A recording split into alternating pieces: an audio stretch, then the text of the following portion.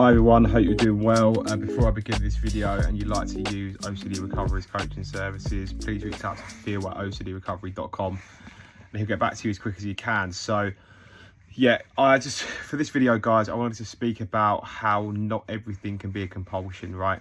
I've seen a few different things across the group chats, the WhatsApp group chats lately, and I think it's a point that's come up, and I think it's a point that's worth looking into, and something that should be addressed, right? So when you're on the OCD recovery journey, it can be confusing as to whether you're engaging in a compulsion or not, right?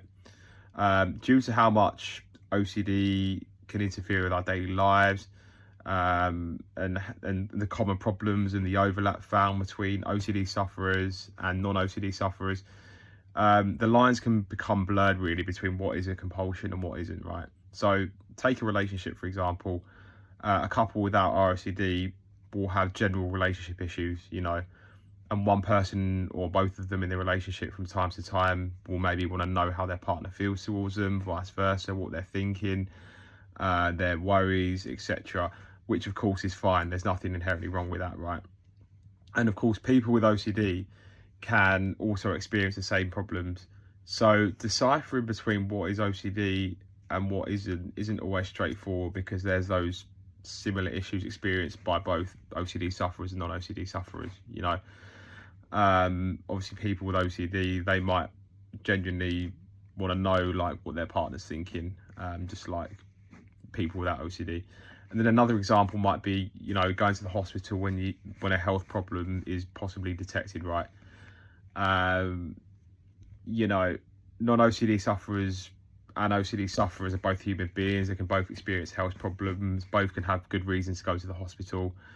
It'd be very detrimental for an OCD sufferer, for example, to have a genuine health issue but refrain from investigating it out of fear of it being a compulsion and remaining stuck, right? OCD people with OCD get sick, so that could be an issue, right? Another one is HOCD. People with HOCD are capable of engaging in sex like people without HOCD. It wouldn't be a healthy relationship otherwise, for someone with HOCD. So it's really important, because of the overlap between people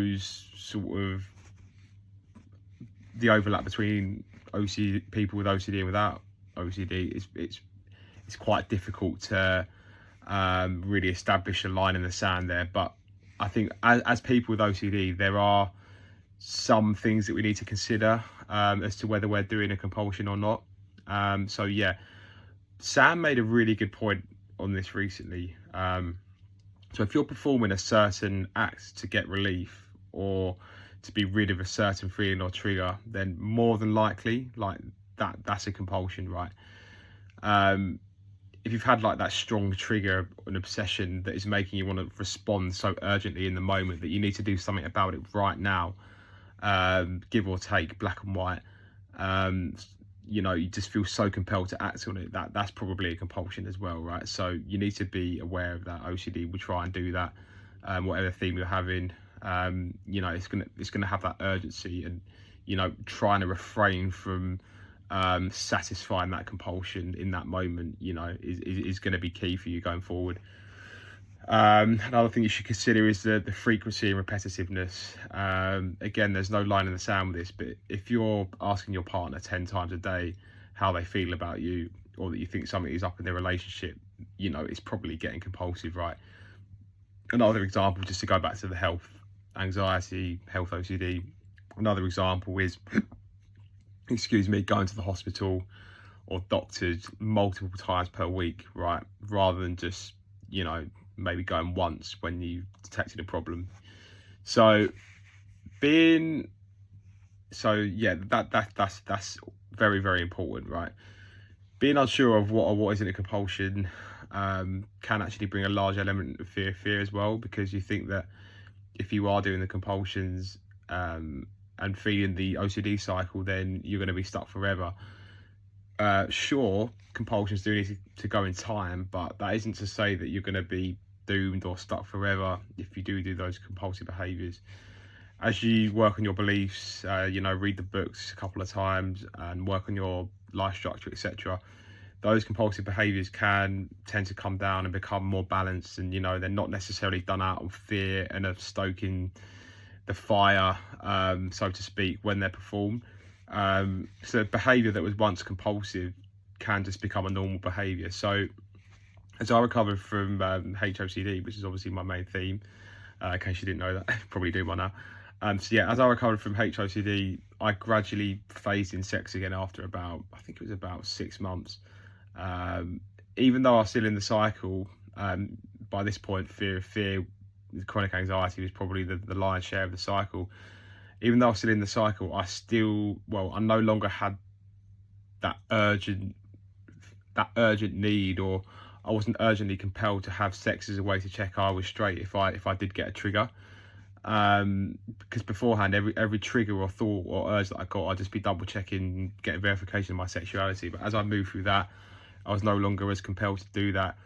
And fear and anxiety like set in, because that was just like the byproduct of all that initial rumination and worrying, etc. And that was the lion's share. So balance was key with that, however. So I just gradually phased it back in, wasn't doing it compulsively or constantly, just now and again, because say if you're in a relationship with HOCD, like not having sex with your partner, that's just not going to be realistic or healthy for the relationship. So I think having balance with this, and not engaging with it, or not engaging in what you think will be a compulsion so immediately after getting triggered, is very important, right? So when that obsession or image or urge comes, that not responding to that in the moment, which would be the compulsion, is very important, right?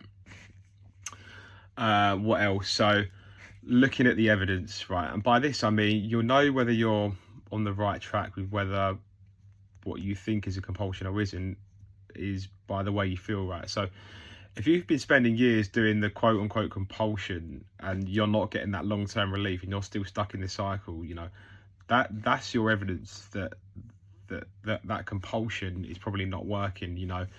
You can't kid yourself with OCD. You can't kid yourself into thinking that you're not doing compulsions when you are. If you're getting those strong urges and obsessive thoughts and you're responding to that in the moment, but I don't know, whatever your theme is, you can't kid yourself into thinking that that's not a compulsion, but when you're still doing it 5 years down the line and not feeling much better, the proof will be in the pudding, essentially, right? So you just need to be aware of that. I think another key point as well is time. So increasing the time between like the trigger and the compulsion that comes up, and acting on it. So Gemma made a really good point about this. So in her health anxiety video, she said after getting an initial health anxiety trigger, which could have been serious for all she knew, thankfully not, she waited around a week before she decided to get it checked, and then she got it checked. And I think that's a really healthy way to try and look at it, because imagine if you get that trigger and you just act on it in the moment, you might get that health anxiety trigger straight down the hospital in that moment. Your brain is going to learn to be very, very scared of that, and that's just going to set the path for OCD to latch if it hasn't already. It's going to snowball you into a path of compulsions, because your brain's going to learn that you're scared, and that's just going to remain fired up, and the compulsions are going to start to dominate your life, right? So I think when that obsessive thought does come and you really want to respond to it with the compulsion, if possible, just try and sit with the discomfort as best as you can, and try and go a little bit of time without necessarily acting on it. And I think that would be really, really helpful for you in your recovery journey. And it just stop you snowballing into a path of compulsions, and then OCD having that really sort of locked on grip that we don't really want, essentially, because it's not easy. So just standing firm in the moment, not rushing to work everything out, not rushing to fix everything, not rushing to solve everything, not rushing to satisfy the needs of that compulsion, and just giving it a bit of time. Obviously there's no line in the sand between how much time you should give it. There's no right or wrong answer, but I'm just talking about instantly responding to that in the moment, right? And then another thing as well, you're never really going to get certainty on what's a compulsion and what isn't. There's not like obviously a tangible label that comes with what is a compulsion and what isn't. And like I said before, that's the fear element creeping in there. If you're very scared you're doing a compulsion and staying stuck, you know, maybe a good exposure for you might be to take the risk of not knowing, right? The worst case scenario is that you stay stuck for a little longer in the recovery journey, which isn't ideal, but you know, it's not the end of the world. You know, even whilst recovering from OCD, we can still gain happiness from other things, as we say, right? So yeah, I hope this video is helpful, guys, and I'll see you on the next one.